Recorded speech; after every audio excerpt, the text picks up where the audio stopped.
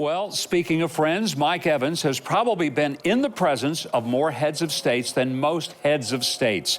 From popes to prime ministers to presidents, Mike Evans has played a unique but strategic role in bringing unique people together in an unlikely way. He's helped create the Friends of Zion Museum. And that's something that is a stunning high-tech exhibit that depicts how Christian supporters of Israel have been instrumental in helping to prepare and preserve the Jewish state of Israel. I'm happy to welcome Mike Evans with us today. Mike, so nice to have you here, my friend. You know, I thought, what perfect music to bring in. You've got a friend. Mike, you have been a friend of Zion to the people of Israel.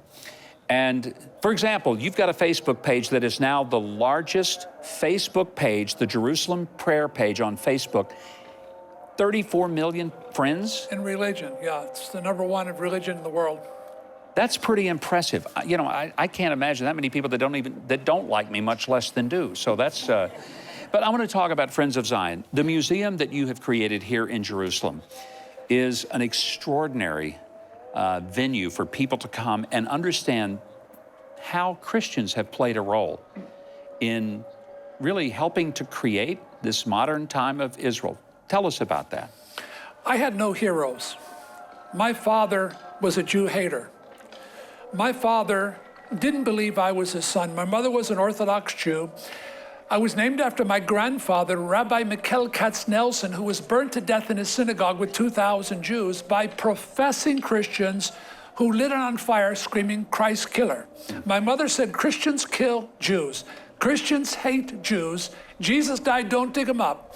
Now, my father beat my mother up every Friday night and came in drunk and called her a Jewish whore and said, "That's not my son.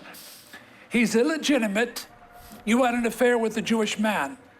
The age of 11, I tried to protect one Jew. My mother said, "Stop it." He ran up the stairs, picked me up by my throat, and strangled me. I did not believe in Jesus or God. I went unconscious. I woke up in a dried vomit in a fetal position, and I cried out in rage, "God, why was I born?" I was angry that I was born. The moment I said it, Mike, I knew the answer. I couldn't defend one Jew against a Jew hater. God was giving me a nation of Jews to defend, and that's what's been my life work. You have written dozens of books.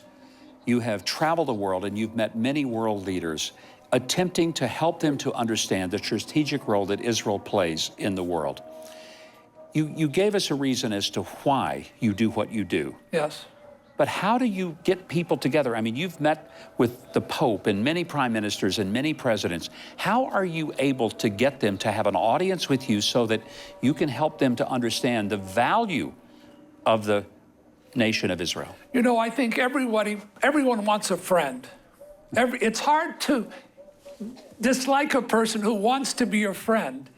And we created Friends of Zion. It's not a political organization. It's not per se a religious organization, and we're building friendships. And example, with intercessors, we've got 5 million in a Muslim country, Indonesia. Mike, when people come to the museum, the Friends of Zion Museum in Jerusalem, what do they see?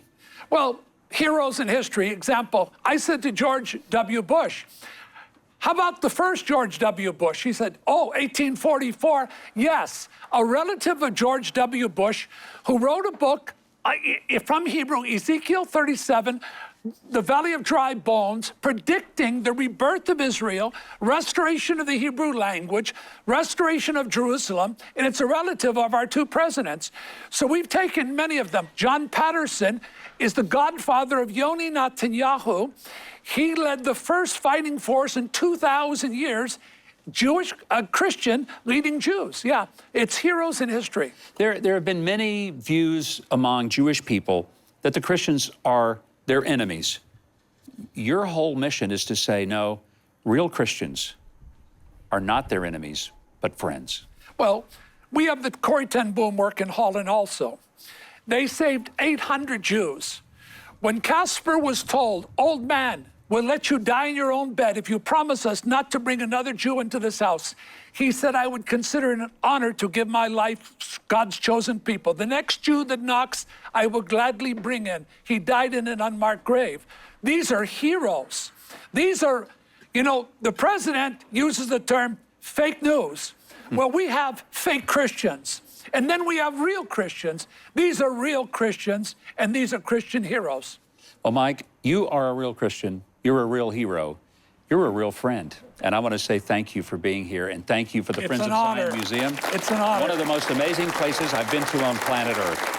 I want to tell you that you should find out how you can join 34 million people praying for the peace of Jerusalem by visiting the website that's on your screen. And when visiting Jerusalem, the Friends of Zion Museum is a must-see experience. Breathtaking 3D presentations, powerful music, and interactive displays all celebrate the incredible history of Israel and the powerful friendship between Christians and the Jewish people. So visit their website for complete details.